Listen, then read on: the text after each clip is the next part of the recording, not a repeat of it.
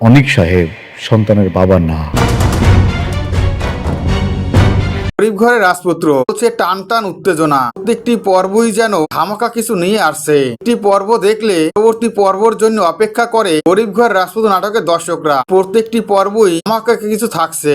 পর্বগুলো দর্শকদের বেশ প্রিয় হয়ে উঠেছে। তবে এবার মহৎ ধামাকা হতে যাচ্ছে। এই পর্বটি দেখে গরিব ঘর রাজপুত্র নাটকের দর্শকরা বেশ খুশি হবে। এমনই একটি পর্বই তো তারা দেখতে চেয়েছিল। তখন এক হবে অনিক ও মেঘলা। তবে এবার সন্তানের জন্য এক হয়েছে তারা। বেশ কিছু চমক।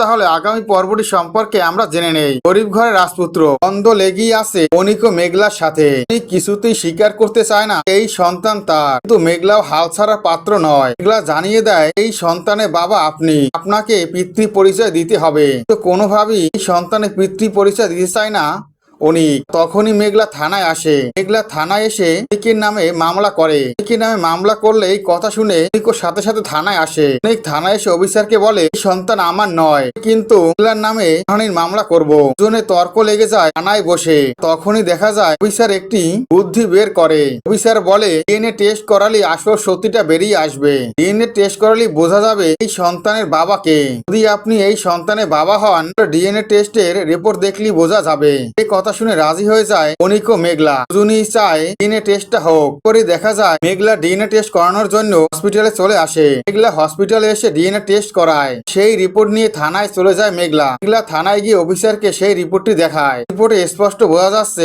সন্তানের বাবা অনিক। পরে অনিককে ফোন করে থানায় নিয়ে আসে।